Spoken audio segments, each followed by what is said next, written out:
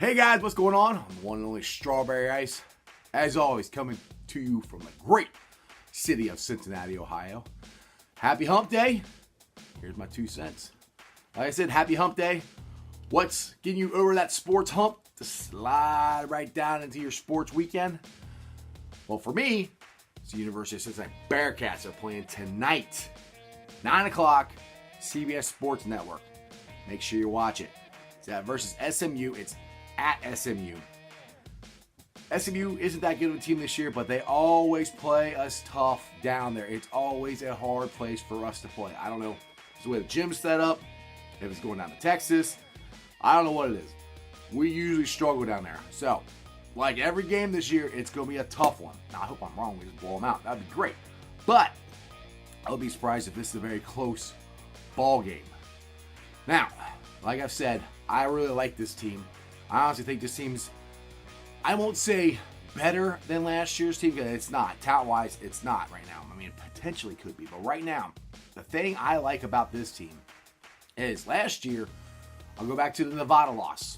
I have to keep going back to that because it was such a devastating loss where we're up, 15 points.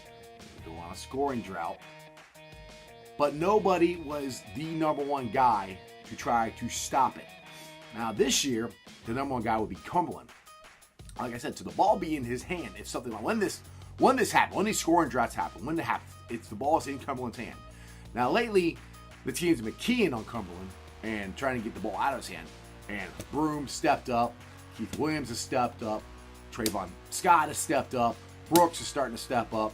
Which, again, that's the difference. Last year, when we had the Nevada one, it was too much one-on-one. I'm the guy. I'm the man. No, you do it. No, and it wasn't any passing ball movement. What I've liked the last couple games is when Cumberland, they're keen on him, the ball is moving.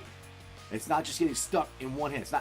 There are times it's getting stuck in Cumberland's hand, but it's looking like Cumberland's starting to smarten up and going, okay, they're not going to let me beat them. I need to dish it off to somebody else. And the thing is, if this works more often, they're not going to be able to key in on Cumberland going down the stretch. If he realizes that and he dishes it and Broom steps up and Keith Williams makes shots, it's going to open it up. That's the difference, I think, in this team compared to last year's team. Last year's team, we never got challenged at all. I mean, we really didn't. I mean, now we've only lost 3 games this year. I think we lost 3 total last year, maybe 2. I can't remember offhand. But the makeup of this team, I think, is better than last year because of all the tough wins we've had. And because if you look at the team from the beginning of the year to now, I think by far this is Mick Cronin's best coaching effort ever. I mean, for the guys who are getting major minutes this year, coming into the season, the only one that got major minutes that was on the starting 5 is Cumberland. That's it. Jennifer played a little bit. Broom played a little bit. Nobody else really played. Keith Williams didn't see the court. Trayvon Scott didn't see the court. Brooks didn't. I mean, we had a really good team last year. So none of these guys saw the court. None of them were really known to be offensive guys like they are. I mean, if you want to tell me that you could see Brooks, you knew that he was going to, he's not averaging 10 points, but he could easily do 10 points a game if you want.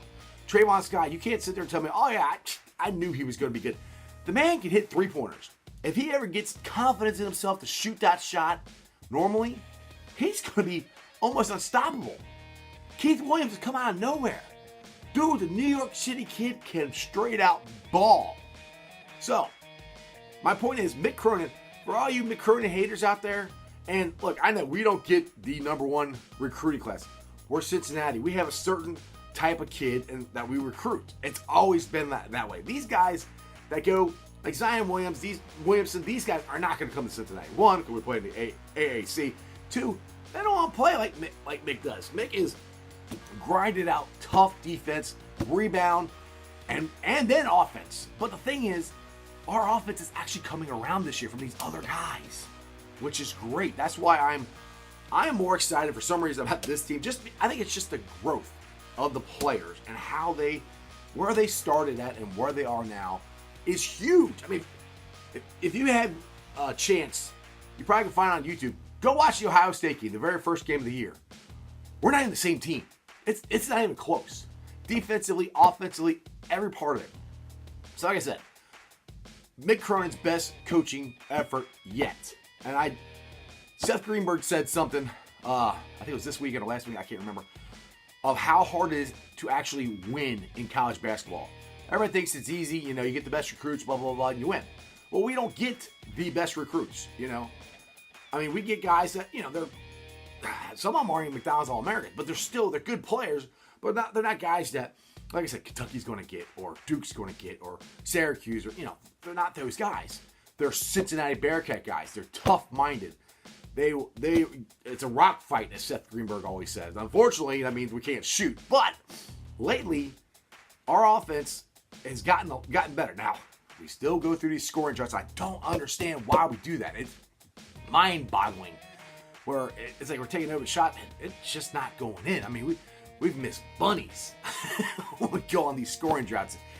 And I hope it's not getting in the kid's head. But Kane Broome stepping up Saturday and hitting that huge shot. I'm hoping that ends this scoring drought thing. Kane Broome, he can score. He can flat out score. And that shot, I'm hoping gets him going. So like I said, he could be our second or third. I mean, we should have Cumberland, Keith Williams, and Broome. Those should be your three main scorers because they can score. They can take you off the ball and they can score and they can shoot. And then Trayvon Scott and then Brooks, and on down the line. And see, that's the thing I was saying about last year's team. We didn't have this guy, this guy, this guy. It was a whole bunch of guys who are really good, but who's the guy? So like basketball teams, you get you get one player. Like you get LeBron James go to the Lakers, makes you a lot better. You get one player, same thing in college basketball, it makes you a lot better. The problem is, last year we had too many guys who thought they were that one guy. And I don't think they worked together, especially in crunch time. And this year, they've had to.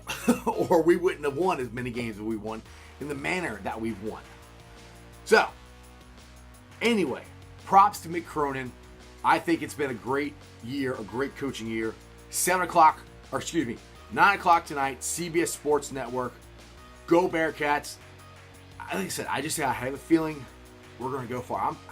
I honestly, depending on our seed, as long as we don't have anybody like Duke or if we get like Virginia as our number one seed in our bracket, I think that's a good matchup for us. I really do.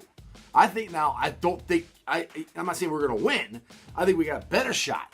Because I really think Virginia, I've gotten in an argument with guys at work about this. I think Virginia and UC are very similar coach ball clubs. They play very similar. I think it's a good matchup for us. So I'm hoping that's the way this rolls out. Now, the guy on CBS Sports Network, I can't remember his name offhand. He did a bracketology, and he had that exact thing. He had Virginia as our number one seed. I think we were a 6 or 7 seed. He also had Nevada in there. They were above us. Of course, they're going to be above us. And I would love to have a shot at Nevada and knocking them out like they knocked us out last year because that was so disappointing. I could not believe they beat us. I mean, we were at a sports bar watching the game. We were up by 15 points. I'm still watching the game. I was here talking to my friends, and we're not, I'm not paying attention, but not really. I think the game's pretty much over. All of a sudden, I look up like, we're only 4 points ahead. And then all of a sudden, it was gone. And Cumberland fouled out, and it was heartbreaking. The long list of heartbreaking Cincinnati defeats, just like the hockey team last week, as I told you on Monday. It's tough being a Cincinnati fan sometimes. Hey, the NFL scouting combine is this week. I have a question. First, I was like, no, I don't think the Bengals should do this. But the more I thought about it, new coach, new mindset, why not? Now, this is not an Andy Dalton sucks rant. I like Andy Dalton. I think he's a very good quarterback. I think you got to have a line. You got to have wide receivers. I mean, he's not a guy who can carry the team on his own. But you get enough guys around him and wide receivers in a running game, he can win you a Super Bowl. Now, You think, oh, yeah, well, he can't do it on his own. Well, I mean, there's lots of guys like that. I mean, there's only one Drew Brees, one Aaron Rodgers, and there's only one Tom Brady. That's 3 guys. Those are probably the 3 elite ones. So that's it. Everybody else kind of needs help. So anyway, my point is, what I'm saying is, if you're the Bengals and Kyler Murray is there, would you draft him? At first, I'm like, no, we don't need him because I'm afraid. See, I'm afraid that he would get Bengalized. I'm afraid that, like, this old Bengals thinking, that he wouldn't get any better, being here. And we actually might make him worse and we might hurt him, is what my fear is, because that's being a Bengals fan. That's what usually happens. It doesn't go good for us. So, my thought is, we got a new coach. We finally got a defensive coordinator. If he's there, why not? Try it. I mean, because he could be that elite quarterback. He could be your Aaron Rodgers. He could be your Tom Brady. I mean, yeah, the kid is small, but the way rules are now, you can't hit a quarterback, and he's fast as hell, and he's got a great arm. The accuracy, I don't know. I think he's accurate. Nobody's really said that he's not. I would have, if I were the Bengals, I would have a hard time not taking a shot at it. Now, it scares me because we took a shot at a guy named David Klingler, and you know how that went. So, what's your thoughts? Comment down below. Let me know. Am I crazy? Who knows? Anyway, that's my sports hump. Bearcats tonight, 9 o'clock, CBS Sports Network. Check it out. Reds are playing baseball in spring training. I love it. We got Thursday show. Like, subscribe, share. Tell all your friends about me. I'm the one and only Strawberry Ice, and that's just sports, baby. I'll see you guys.